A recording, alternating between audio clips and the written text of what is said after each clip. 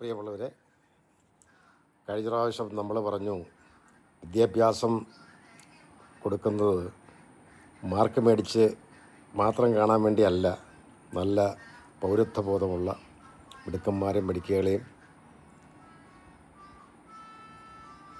രാജ്യത്തിന് സമർപ്പിക്കാൻ വേണ്ടി ഉള്ളതായിരിക്കണം. അതിൽ ഒന്നും കൂടെ നമുക്ക് എലാബറേറ്റ് ചെയ്ത് പറഞ്ഞു കഴിഞ്ഞാൽ, ഒന്നാമത് നമ്മളുടെ ഇവിടുത്തെ സാമൂഹ്യ വ്യവസ്ഥിതി സ്വാതന്ത്ര്യം കിട്ടിയതിന് ശേഷവും നമുക്ക് കുറേ മാറ്റങ്ങളും ആവശ്യമുണ്ട്. എന്താണെന്ന് വെച്ച് കഴിഞ്ഞാൽ, ഒരു വീട്ടിൽ ഒരു ആൺകുട്ടി ഒരു പെൺകുട്ടി ഉണ്ടെന്ന് വിചാരിക്കുക. നമ്മുടെ സമൂഹം രക്ഷകർത്താക്കൾ ആൺകുട്ടിയെ കുറച്ച് കഴിയുമ്പോഴത്തേക്കും നീ പ്രൈവറ്റ് ബസ്സിൽ കയറി പൊക്കോ, ഒരു 5ാം ക്ലാസ്സിലൊക്കെ ആകുമ്പോഴത്തേക്ക് 5 വയസ്സ് 5ാം ക്ലാസ്സിലൊന്നും ആകണ്ട, ഒരു 3 വയസ്സ് 4 വയസ്സ് 4ാം ക്ലാസ്സിലും 3ാം ക്ലാസ്സിലൊക്കെ ആകുമ്പോഴത്തേക്കും പറയും ലൈൻ ബസ്സിൽ കയറി പൊക്കോ കേട്ടോ. ആദ്യം 2 ദിവസം കൊണ്ടേ വിടും, അത് കഴിഞ്ഞ് പൊക്കോളാൻ പറയും. അതേ സമയത്ത് ഒരു പെൺകുട്ടിയെ ഒന്നെങ്കിൽ ആരെങ്കിലും എസ്കോർട്ട് ചെയ്ത് കൊണ്ടുപോകും, ഇല്ലെങ്കിൽ സ്കൂൾ ബസ് ഇടപാട് ചെയ്യും, സ്കൂളിൽ കൊണ്ടേ വിടും, തിരിച്ചു വരുമ്പോൾ നോക്കിയിരിക്കും. ആൺകുട്ടി വരുമ്പോഴത്തേക്കും കുറച്ച് നേരം വന്നോ, എങ്ങനെ ഉണ്ടായിരുന്നടാ, സുഖം തന്നെയല്ലേ, അപ്പോൾ നീ മിടുക്കനായല്ലോ, ഇനി പൊക്കോളാമല്ലേ, ഞാൻ പൊക്കോളാം. ഇതാണ് നമുക്ക്. അപ്പോൾ എന്താണെന്ന് വെച്ച് കഴിഞ്ഞാൽ, നമ്മൾ അവിടെ ഒരു കാര്യം ചിന്തിക്കണം. നമ്മുടെ സമൂഹത്തിൽ നമ്മൾ ആൺകുട്ടികളെ നമ്മൾ ഈ രീതി വളർത്ത് കഴിയുമ്പം അവർക്കൊരു കോൺഫിഡൻസ് ലെവൽ അവരുടെ ഉള്ളിലുണ്ടാകുന്നുണ്ട്.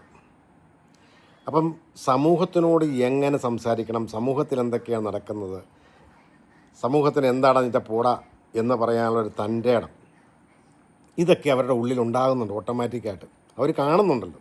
പക്ഷെ നമ്മുടെ പെൺമക്കൾ ഇതൊന്നും കാണുന്നില്ല. അവർ നമ്മൾ ഒരു 2 കവർ ചെയ്തിട്ട് അതിനെ നടത്തിക്കൊണ്ട് പോകണ പോലെയാണ് നമ്മുടെ പെൺകുട്ടികളെ കൊണ്ടുപോകുന്നത്. അവിടെയാണ് നമ്മുടെ പ്രശ്നം. നമ്മളായ രക്ഷകർത്താക്കളും നമ്മളായ സമൂഹത്തിൻ്റെയും പ്രശ്നം അതാണ്. നമുക്ക് ആ പേടി. അപ്പം നമുക്ക് ആ സമൂഹത്തിനെ അത് മാറ്റിയെടുക്കണം. കാലാകാലങ്ങളായ നമ്മുടെ സമൂഹം പെൺകുട്ടികൾക്കൊരു പേടി സ്വപ്നമായിട്ടാണ് നിൽക്കുന്നത്.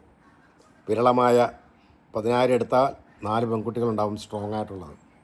അപ്പോൾ സമൂഹത്തിൽ നേരിടാനുള്ള ഒരു മാനസിക പവർ പെൺകുട്ടികളിൽ നമ്മൾ ചെറുപ്പത്തിലേ ഉണ്ടാക്കിയെടുക്കണം. എന്നാലേ പെൺകുട്ടികൾ മിടുക്കരായ ഉദ്യോഗാർത്ഥികളും പല ജോലി സ്ഥലത്ത് ഏറ്റവും അതിനകത്തെ മേലുദ്യോഗസ്ഥന്മാരുമായിട്ടൊക്കെ കയറി വരാൻ പറ്റുള്ളൂ. അല്ലെങ്കിൽ ഈ പെൺകുട്ടികൾ എന്താ സംഭവിക്കണമെന്ന് വെച്ച് കഴിഞ്ഞാൽ, സ്കൂൾ വിദ്യാഭ്യാസം കോളേജ് വിദ്യാഭ്യാസം അവരെ നമ്പർ 1 ഭയങ്കര പഠിത്തമായിരിക്കും. പക്ഷെ അത് കഴിഞ്ഞാലോ, അത് കഴിഞ്ഞ് താഴോട്ട് വന്നു കഴിഞ്ഞാൽ പറയുമോ കല്യാണം കഴിച്ച് പൊക്കോട്ടെ, ഇനിയിപ്പോൾ ആര് പഠിപ്പിക്കുക, എന്ത് പഠിപ്പിക്കാമെന്നൊക്കെ. മനസ്സിലാകുന്നുണ്ടോ? അപ്പോൾ ഇങ്ങനെയുള്ള ഒരു ഇതിലൊക്കെ കുറച്ച് ചില വ്യത്യാസങ്ങൾ, സ്പെഷ്യൽ കേസൊക്കെ വേറെ ഉണ്ടാവും. നോർമലായിട്ട് നമ്മുടെ ഒരു 70% ഇങ്ങനെ തന്നെയാണ്. പെൺകുട്ടികൾക്ക് 20 വയസ്സൊക്കെ കഴിഞ്ഞാൽ പറയും കല്യാണം കഴിച്ച് കൊടുത്തേക്കാം, നല്ല ആലോചന വന്നാൽ കൊടുത്തേക്കാം. പിന്നെ പിള്ളേരെ 1-2 പിള്ളേരുമായിട്ട് അവർ വീട്ടിൽ കുത്തിയിരിക്കും. കോളേജിലും സ്കൂളിലൊക്കെ നല്ല മിടുക്കരായിരിക്കും, 99, 98, 90 മുകളിൽ മാർക്ക് മേടിച്ച മിടുക്കികളായിരിക്കും. പക്ഷേ ഏതോ ഒരു പരിചയമില്ലാത്ത ഒരുത്തൻ്റെ കൂടെ പിറന്ന് വിട്ട് കല്യാണം കഴിച്ച് കുട്ടികളുമായിട്ട് അവൻ്റെ കൂടെ അങ്ങനെ നടക്കും. ആ കാലമൊക്കെ മാറേണ്ട സമയം കഴിഞ്ഞു. നമ്മൾ സമൂഹത്തിൽ പെൺകുട്ടികളെ ബോൾഡായിട്ട് വളർത്തണം. ആൺകുട്ടികളെ പോലെ തന്നെ പെൺകുട്ടികളെ വളർത്തണം, ബോൾഡാക്കി വളർത്തണം.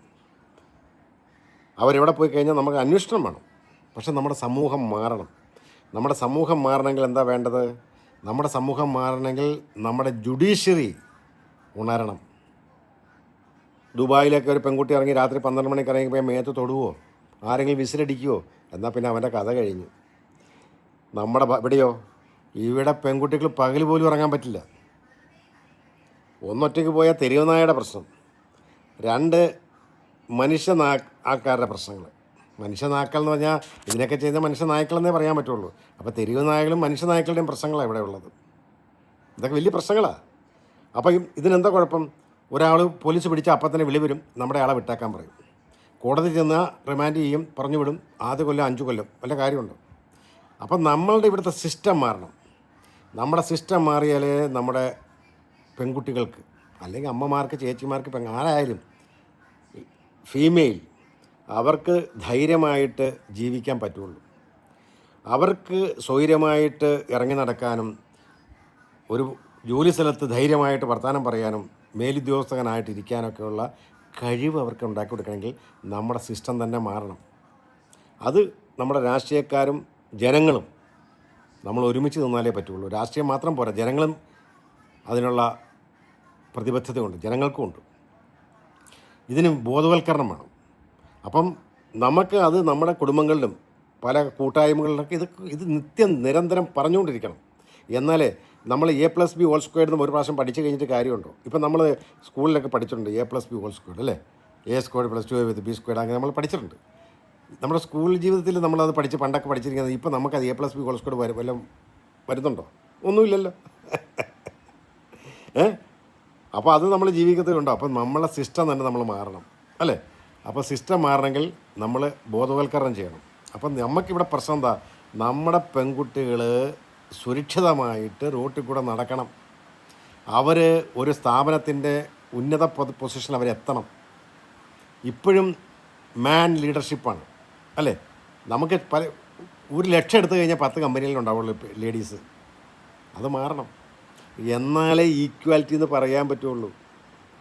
എപ്പോഴും ആളുകൾ ഒരു തോന്നലുണ്ട്, ആ സിസ്റ്റം നമ്മുടെ ഇവിടെയാണ്. വിദേശ രാജ്യങ്ങളിൽ പോയി കഴിഞ്ഞാൽ നടക്കില്ല കേട്ടോ. അവിടെ ഭയങ്കര വ്യത്യാസമുണ്ട്. അനുഭവസ്ഥനാണ്. അപ്പോൾ അതുകൊണ്ടാണ് ഞാൻ പറയുന്നത്. അപ്പം അനുഭവം ഗുരു. നമ്മൾ കണ്ട കാര്യങ്ങൾ, വിദേശ രാജ്യങ്ങളിൽ കണ്ട കാര്യങ്ങൾ നമ്മൾ നമ്മുടെ സമൂഹത്തിന് അറിവിന് വേണ്ടി ഇങ്ങനെയൊക്കെ നടക്കുന്നുണ്ട്, ഇങ്ങനെയൊക്കെ നമുക്ക് വേണമല്ലോ എന്നതിന് വേണ്ടി നമ്മളിതൊക്കെ ചില വ്ളോഗായിട്ട് ചില രീതിയിൽ കുറച്ച് സമയം കൊണ്ട് പറയുന്നതേ ഉള്ളൂ. അപ്പം നമ്മളെ പെൺകുട്ടികൾ ഫസ്റ്റ് റാങ്കും ഗോൾഡ് മെഡലിസ്റ്റ് മേടിച്ചാലും വീട്ടിൽ കുത്തിയിരുന്ന് പോകുന്ന ഇഷ്ടംപോലെ കുഞ്ഞുങ്ങളുണ്ട്. അത് അങ്ങനെ ആരല്ല, അവരെയൊക്കെ കോളേജിലും സ്കൂളിലും മറ്റു നല്ല നല്ല കമ്പനിയിലൊക്കെ ജോലി ചെയ്യാനുള്ള പ്രാപ്തരാക്കണം. അതിനുവേണ്ടിയുള്ള വിദ്യാഭ്യാസ രീതി മാറണം, നമ്മുടെ സമൂഹം മാറണം. അവരെ വീടിൻ്റെ അകത്ത് അടച്ചിടാൻ ഉള്ള ഒരു വസ്തുവല്ല അവർ. നമ്മളെക്കാളും ബുദ്ധിമാർ, ആണുങ്ങളെക്കാളും പവർഫുള്ളാണ് അവർ. അപ്പോൾ അവരെ നമ്മൾ മുന്നോട്ട് ആനയിക്കാൻ വേണ്ടി നമ്മുടെ സമൂഹവും മാറണം, നമ്മുടെ സിസ്റ്റവും മാറണം. അതിനുള്ള ചിന്ത ഉണ്ടാകട്ടെ എന്ന് പ്രാർത്ഥിച്ചുകൊണ്ട് നിർത്തുന്നു. ജയ് ഹിന്ദ്.